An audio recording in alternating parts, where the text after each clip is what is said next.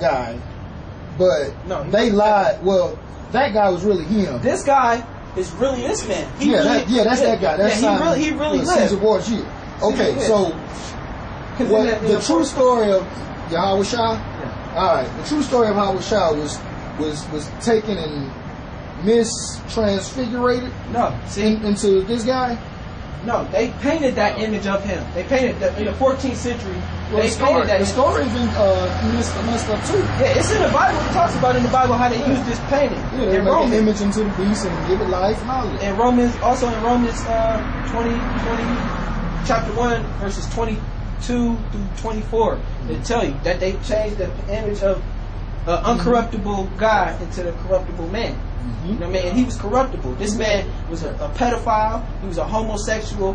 I had a document. I don't have it with me, but he paid Leonardo da Vinci and Michelangelo to make these paintings. He was lovers with Leonardo da Vinci. They were lovers.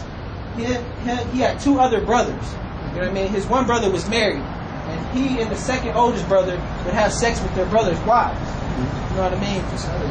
And his father, Rodrigo Borgia, he was the Pope at the time. He was the first Pope. You know what I mean? So they considered the Pope God on earth, and he was the Son of God. You know what I mean? That's how they tied it in together. Now, where's your picture of Yahweh Shah? Yahweh Shah. Where's his picture?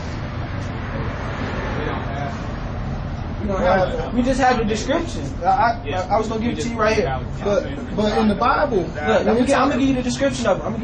This is Daniel chapter 10, verse 5. It says, "Then I lifted up my eyes and looked, and behold, a certain man clothed in linen, whose loins were girded with fine gold of Uphaz," which is real fine, solid gold, and his loins were girded with it. He wasn't no hippie looking man dressed like a bum. Listen, it starts right here.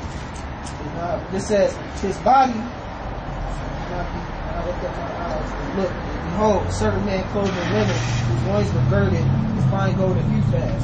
His body was also like the girl, and his face had the appearance of lightning, and his face was shining. He had an aura about himself because he was a man. He was a man. Like when a man ain't got no stress or no drama, he looked like he's real firm, got that solid face. You know, it says, and his eyes as lamps of fire, because they're going to be bloodshot red. He drank wine. Christ drank a lot of wine, and he's going to be angry. When you get angry, your eyes get that little red tint to them. You know what I mean? It says, and his arms and his feet like the color to polished brass. Brass, if you look at a penny, that's bronze, but in Greek is a bronze. But brass and bronze are the same thing. You know what I mean? Just a different wording. So when you look at a penny, it's bronze. That's a brownish color, right? Now you got Revelations still, right? Yeah. Okay. And then it says, and the voice of his words like the voice of a multitude, and he spoke loud. Now, give me Revelations 13 and 14. Okay. And in the midst of the seven candlesticks, one like the Son of Man, clothed with a garment down to the foot, that's not. And girded about the paps with a golden girdle. Okay, verse 14. His head and his hairs were white like wool. Wool. This is a woolly texture. You know what I mean? I was just saying his head and his hair. It's talking about the top of his head, like his beard. His beard and his hair.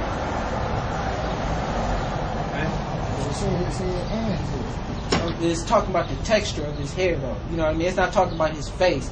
Because you think about it, when it said his hands and his feet, or polished brass, when your hands have to be, or your face is the same color as your hands and your feet. You know what I mean? So, but the head is the head, and the hair is the hair. You got to think about the wording back in that time. The wording back in that time. One likened unto the Son of Man, which means that wasn't the Son of Man. It was one likened unto the Son of Man. His head and his hairs were like white wool, as white as snow, and his eyes were as a flame of fire. Verse 15. And his feet like unto fine brass, as that as if they were burned in a furnace. So if you take bronze and you put it in a furnace, what color are you gonna get? Right. Exactly. So his hairs, when they say his head, it's talking about his facial hairs. You know what I mean? His head is in his hairs were white like wool. Wool. I can't go with that now. You gotta think. Okay, when you look at it, when you look at a sheep, You got a black sheep and a white sheep. What texture is their hair? Woolly. Exactly. So you got a white sheep with woolly hair, and then you got black sheep with woolly hair. His hair was to wool. You know what I mean? Likened unto wool. Exactly. That's the texture. That's the texture. And his hair.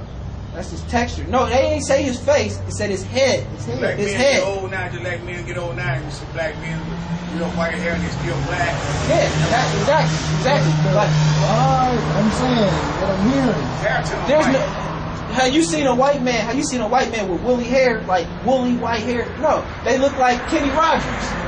They look like Kenny Rogers with that goat, thin, strandy. I'm not saying that you white. What I'm saying is that's misleading.